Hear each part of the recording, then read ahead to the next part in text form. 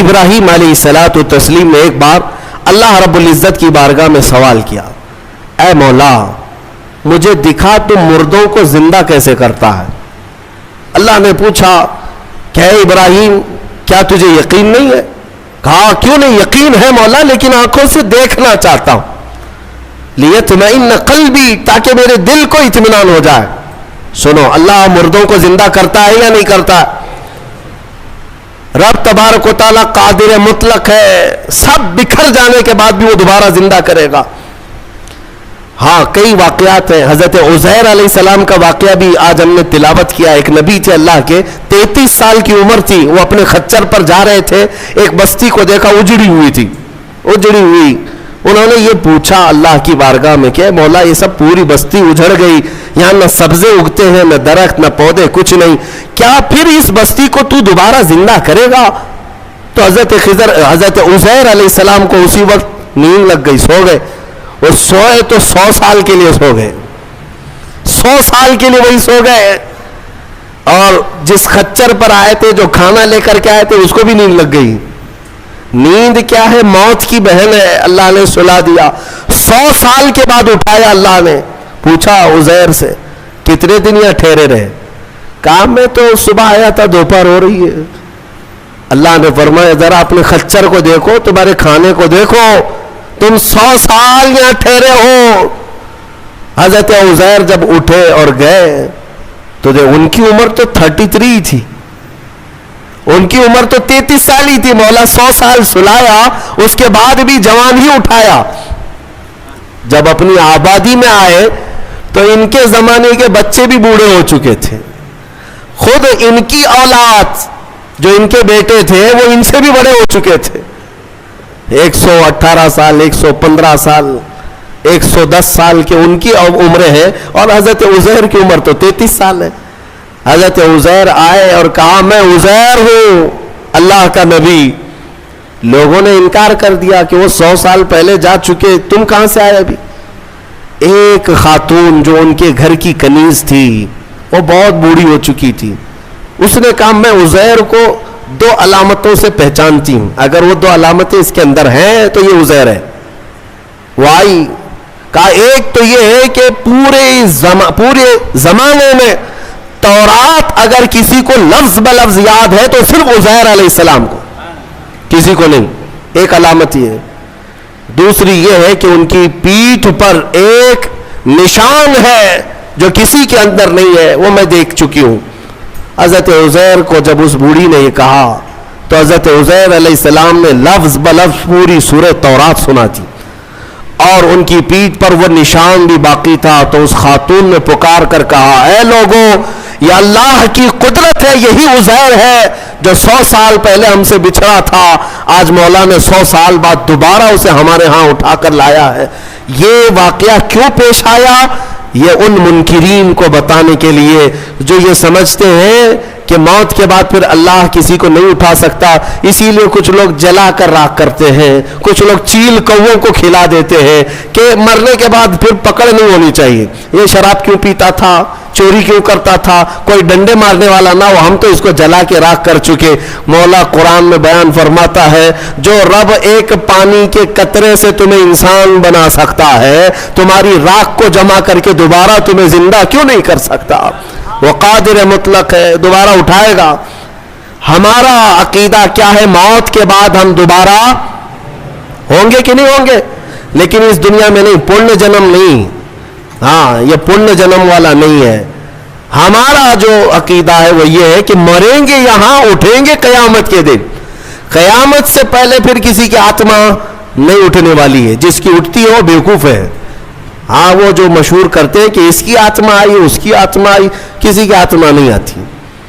ہاں یہ بات یاد رکھیں، شیطان کھیلتا ہے، روحیں جا چکی، ایک بار نکل گئی تو اب قیامت کے دن دوبارہ زندہ ہوگی۔ الحمدللہ ہمارا عقیدہ یہی ہے، اسلام کا عقیدہ یہ، ہم مرنے کے بعد عالم برزخ میں جاتے ہیں اور پھر مولا قیامت کے دن اٹھاتا ہے۔ اس سے پہلے ہمارا عقیدہ یہ نہیں کہ ہم مرنے کے بعد پھر کبھی چوہا بن کے اٹھیں گے، بلی بن کے اٹھیں گے، کتا بن کے اٹھیں گے۔ ہاں اچھے کام کیا تھا تو اچھا بن کے دوسرے جنم میں پیدا ہوگا, برا کام کیا تھا تو کتا بن کے جنم لے گا. یہ نہیں ہے. الحمدللہ ہمیں اللہ نے انسان بنایا تھا, انسان ہی اٹھیں گے. ہاں, کتوں والا عقیدہ مت رکھو, چوہوں والا اور بلیوں والا عقیدہ مت رکھو. ہمارا یہ عقیدہ نہیں. جو بات میں عرض کر رہا تھا وہ ابراہیم علیہ السلام کی.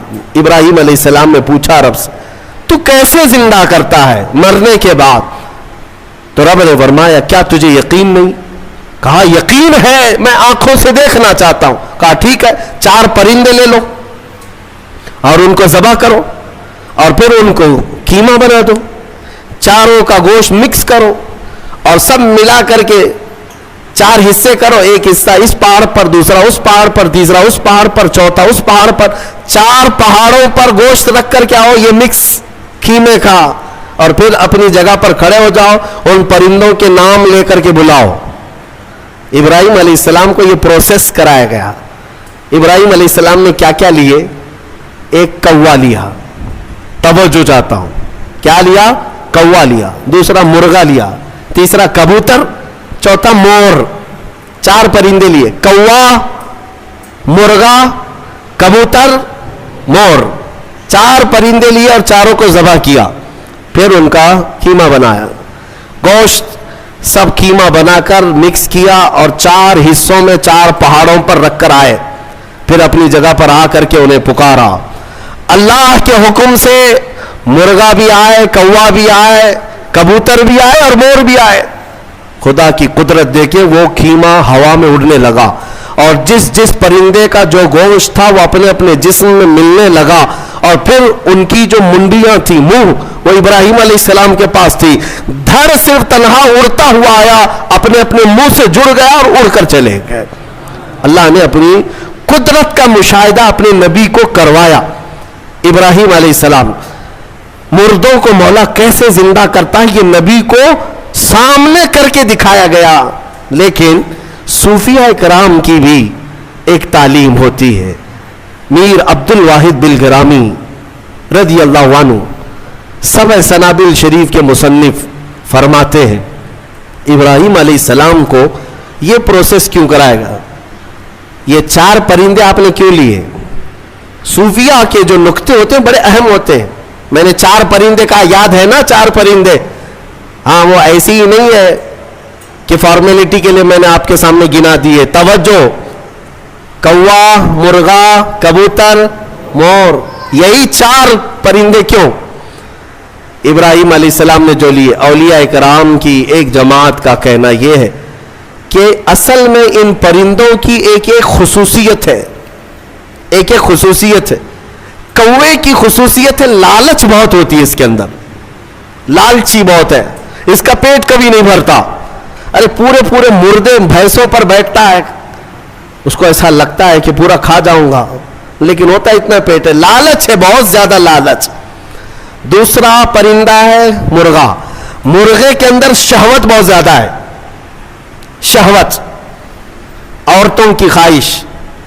مرغا بہت زیادہ شہوتی ہوتا ہے, ہمیشہ مرغیوں کو دوڑاتا رہے, یہ شہوت اس کی خصلت ہے.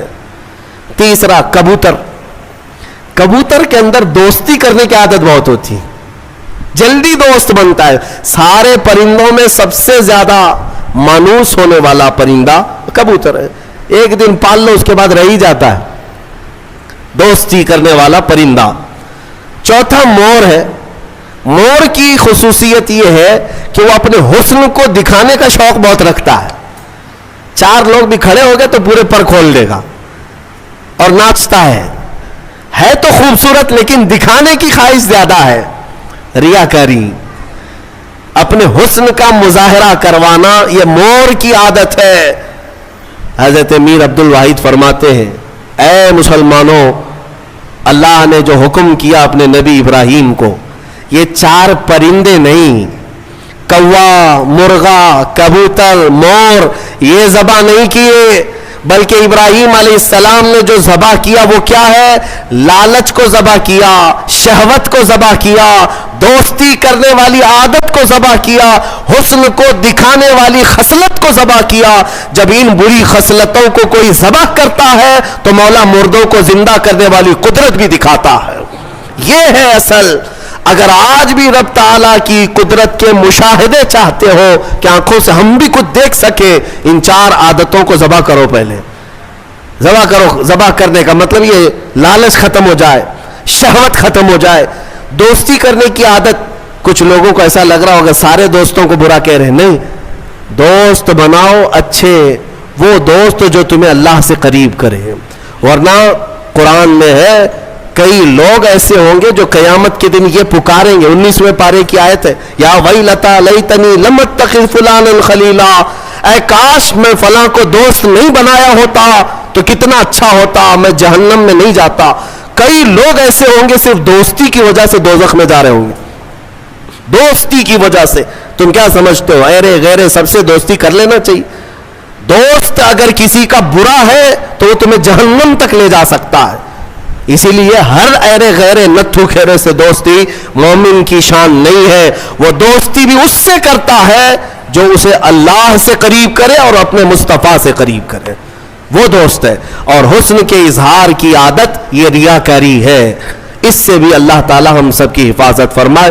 میں سب آیتیں بیان کرتا جاؤں, رات نکلتی جائے گی. ویسے وقت کی قلت دامنگیر ہر دن رہتی ہے. اللہ تبارک و تعالی ہم سب کو کہنے سننے سے زیادہ عمل کی توفیق عطا فرمائے. مولا قرآن کی تفسیر پر ہم سب کو عمل کی توفیق عطا فرمائے, اور ہمارے دلوں میں عشق مصطفیٰ اور حضور اکرم صلی اللہ علیہ وسلم کی محبت کا اور ان کی عزت کا پہرا دینے کی ہمیں توفیق عطا فرمائے. وآخر دعوانا ان الحمد للہ رب العالمین. السلام علیکم.